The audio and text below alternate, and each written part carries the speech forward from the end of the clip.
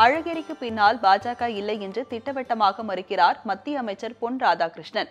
ஆனால் மூலமரமான திமுக அழிந்து கொண்டிருப்பதாகவும் இன்னும் முழுமையாக அழியவில்லை என்றும் அவர் கூறுகிறார். அவருடன் நமது செய்தியாளர் மதியழகன் நடத்திய கலந்துரையாடலை இப்போது பார்க்கலாம்.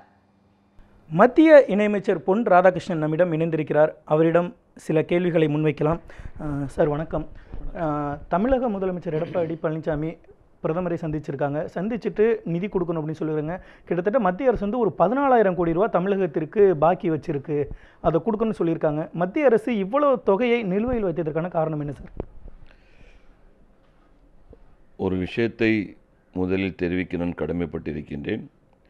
ஏறக்குறைய 3 வாரங்களுக்கு முன்பாக சுமார் 1,700 கோடி ரூபாய் தமிழகத்திற்கான நிதியை மத்திய அரசாங்கம் பெற்றுத்தருவதில் முனைப்பு காட்டி அந்த நிதியை பெற்று தந்திருக்கின்றோம். இன்னும் சில தொகைகள் வரவேண்டியது இருக்கிறது என்கின்ற தகவலை சொன்னார்கள். அதில் என்ன காரணம்? தொகை வராமல் இருப்பதற்கு பல்வேறு காரணங்கள் இருந்து கொண்டிருக்கின்றன. முறைப்படியான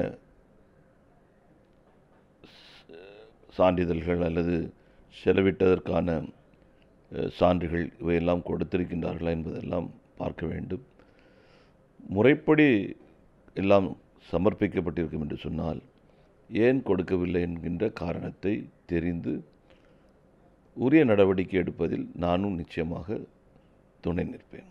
மதுரையில் எய்ம்ஸ் அமைக்கப்படும்னு அறிவிக்கப்பட்ட உடனே தமிழக பாஜக அது நீங்கள் மிகப்பெரிய வெற்றியாக கொண்டாடினீங்க. மதுரையில் வெற்றி கொண்டாட்டம் அந்த ஒரு கூட்டமெல்லாம் கூட நடத்துனீங்க. ஆனால் எய்ம்ஸ் வர்றதில் இப்போ காலதாமதமாக இருக்குது. கேபினெட் இன்னும் அதுக்கு அப்ரூவ் கொடுக்கல அப்படின்ற மாதிரிலாம் கருத்து வந்துருக்குது. எய்ம்ஸ் அமைவதற்கான காலதாமதம் என்ன? இன்னும் எவ்வளவு காலமாகும்? எய்ம்ஸ் மருத்துவமனைக்கான அறிவிப்பு வெளியாகி பல ஆண்டுகள் ஆகியிருக்கின்றன. அதற்கு பின்பாக இப்போது மதுரைக்கு கொடுக்கப்பட்டிருக்கின்றது. இனிமேல் அதனை தொடர்ந்து என்னென்ன நடவடிக்கை எடுக்க வேண்டுமோ அந்த நடவடிக்கைகளை உரிய முறையில் எடுப்பார்கள். நிச்சயமாக எய்ம்ஸ் மருத்துவமனை குறுகிய காலகட்டத்திற்குள்ளாக மதுரைக்கு உறுதியாக வரும், எந்த சந்தேகமும் வேண்டாம். அழகிரிக்கு பின்னாடியும் பாஜக தான் இருக்குது அப்படின்ற ஒரு குற்றச்சாட்டு இருக்குது.